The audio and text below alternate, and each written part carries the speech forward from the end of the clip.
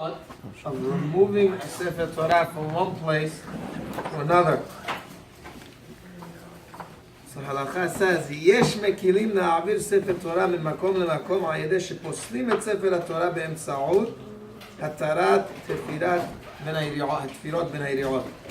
He says some they slit the sewing that sews the two pages together. You'll see in the sefer Torah many times, every few pages, there's a little cut, and then there's a sewing. They sew it up. So if you cut this place where it's sewed, so now it's no longer connected, so the two pages separate. It doesn't have to be the entire page, it has to be a certain amount on the page where it's considered separated. The halakha is that now the sefer Torah is pasul. It's no good. Once the sefer Torah is pasul, so therefore they make it to say, oh, this is not really a kosher sefer Torah. So you're allowed to remove sefer Torah which is not yet 100% kosher.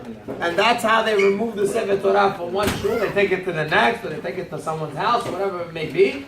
And then they re-sew it up again, fix it up, and then it's kosher again. However, he says this should only be done by actually making a slice again on between the yeriot where it's sewn up. He says, however, one should not be mekel by has v'shalom erasing a letter, which also makes it pasul. But if I erase, let's say, an aleph from the sefer Torah or gima, whatever letter it may be, it also becomes pasul. He says you shouldn't do that. Or another thing that makes the sefer Torah pasul is you take some wax and you drip it on top of the letter, and now the letter is covered with wax. Halakha is it's pasul. It's no longer a kosher sefer Torah until you remove the wax. He says none of these things should be done. Rather, again, if you want to be posel the sefer Torah to remove it, you should do option one, which is again you're cutting the slit where it's actually sewn. The next thing is in regards to removing a sefer Torah when there's a achnasat sefer Torah. The custom amongst us, amongst the Sfaradim, is that when a sefer Torah is brought in, we take out all the sefarim outside to greet the sefer Torah. Now this is a mahloket ben poskim.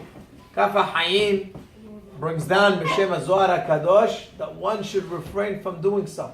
One should not take out the sefer Torah because again, as we just explained, it's not so simple that you can just remove a sefer Torah, even if it's to greet the next sefer Torah. However, many disagree with the Kafa Hayim, and including Hacham Ovadia and others, that they hold one is allowed to take out a sefer Torah, and seemingly this is our custom, and therefore one is allowed to rely on such a custom. Hacham Ovadia says they have a lot what to rely on, and you don't have to worry, you don't have to change your minhag just because there's another opinion that happens to hold that one should not do it. And this is again rather kevodo shel Torah, the honor of the Torah, that all the sefarim come to greet it.